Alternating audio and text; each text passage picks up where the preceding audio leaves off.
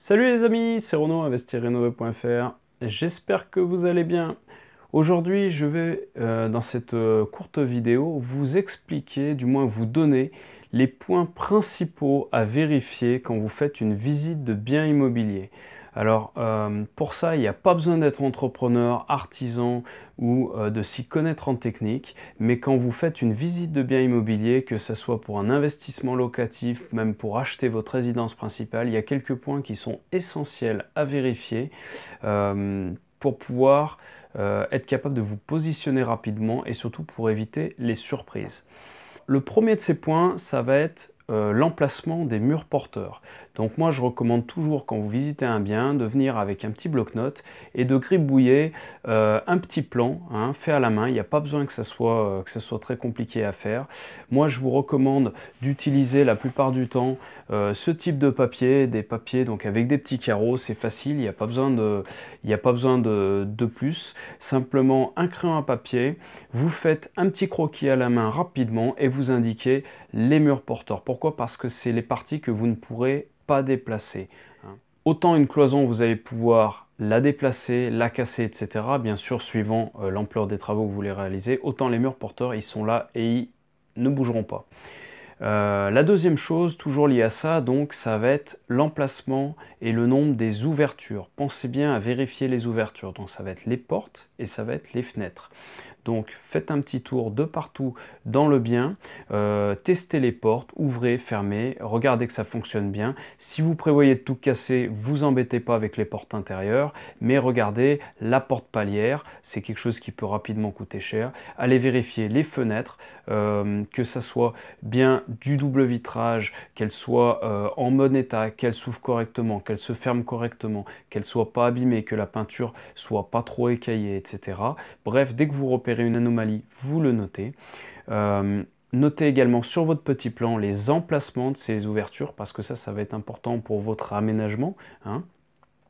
Et pensez également à noter les hauteurs sous plafond dans toutes les pièces si les plafonds ne vous paraissent pas être de la même hauteur de partout. Ça, c'est important également. Pensez à vérifier l'emplacement des compteurs, les compteurs électriques, les compteurs d'eau et les compteurs de gaz. Vous n'avez pas besoin de repérer tous les réseaux, c'est pareil, tout peut se refaire à l'intérieur. Par contre, vos compteurs, vous ne pouvez pas forcément les déplacer comme vous voulez et c'est important de repérer où ils se trouvent pour pouvoir réaménager à votre convenance. Donc sur votre petit plan, vous notez tout de suite où se trouve le compteur d'eau, le compteur d'électricité, éventuellement le compteur de gaz s'il y en a un.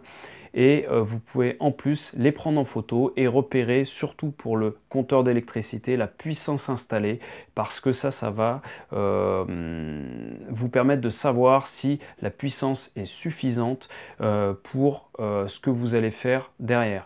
Je ferai certainement une autre vidéo où je parlerai un petit peu plus en détail du compteur électrique, mais pensez à noter la puissance. Un autre point important, les évacuations. Donc ça va être en cas de réaménagement, pareil. Pensez bien à noter les évacuations, donc les colonnes, les descentes de l'immeuble. Donc vérifiez les WC, l'emplacement des WC, là où part donc les évacuations des WC. Faites bien le distinguo donc, entre les évacuations de gros diamètre, la plupart du temps diamètre 100 mm des toilettes, et puis de petits diamètres qui peuvent être pour les éviers, les lave-mains, les douches, etc. Notez les emplacements sur votre plan, c'est très important également. Essayez de repérer également où se trouvent les colonnes donc d'évacuation qui peuvent être donc d'eau usée, d'eau vanne. Certaines fois ça peut être les deux. Pareil, je ferai certainement une autre vidéo plus en détail sur cette partie-là parce qu'il y a pas mal de choses à dire là-dessus. Mais pensez bien à repérer les emplacements. Repérez également les ventilations. Quel type de ventilation est en place? Est-ce que c'est une ventilation naturelle? Est-ce que c'est une VMC? Si oui, où se trouvent les bouches? Est-ce que c'est une VMC individuelle ou une VMC collective? Je ferai également une vidéo là-dessus parce que je ne peux pas tout vous dire maintenant, mais c'est facile, vous cherchez un peu sur internet. De toute façon, ne serait-ce que vous demandez à la personne qui vous fait visiter, vous trouverez facilement. Le chauffage, regardez quel type de chauffage est en place. Est-ce que c'est une chaudière? Est-ce que c'est individuel ou collectif? Est-ce que c'est des radiateurs électriques? Pensez à vérifier ce point-là parce que ça peut être important, pareil, pour la suite. Et un dernier point que je regarde à chaque fois, le type de sol.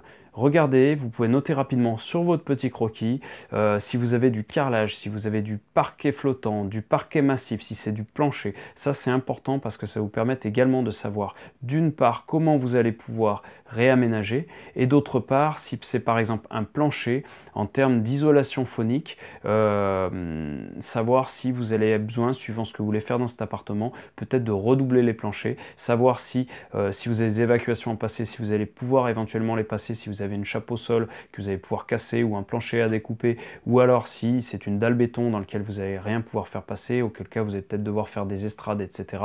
Donc notez bien le type de sol. Alors, je vous ai fait très rapidement une petite liste. Bien sûr, il y a plein d'autres points à vérifier. J'ai fait pour ça un petit document qui, je pense, va vous être d'une grande utilité, que vous allez pouvoir télécharger sur mon site. C'est complètement gratuit. Vous allez sur investirrénover.fr. Vous téléchargez donc votre cadeau de bienvenue. C'est une checklist qui va vous permettre de vérifier tous les points, donc notamment ceux-ci, mais également plein d'autres, tous les points indispensables à vérifier quand vous faites une visite de bien immobilier. Ça, c'est très important parce que à la fin de la première visite, vous allez être capable tout de suite de vous projeter, de savoir ce que vous allez pouvoir faire. Avec ce document, vous allez pouvoir, avec un artisan, tout de suite estimer le montant des travaux rapidement et faire votre offre pour être réactif. Voilà. J'espère que cette vidéo pourra vous être utile. Si c'est le cas, vous mettez un petit pouce. Si ça peut rendre service à un de vos amis, n'hésitez pas à la partager et à vous abonner donc sur la chaîne YouTube Investir Rénover ou sur la page Facebook Investir Rénover toujours pour ne louper aucune publication. Je vous remercie de votre écoute et je vous dis à très bientôt pour une prochaine vidéo. Ciao!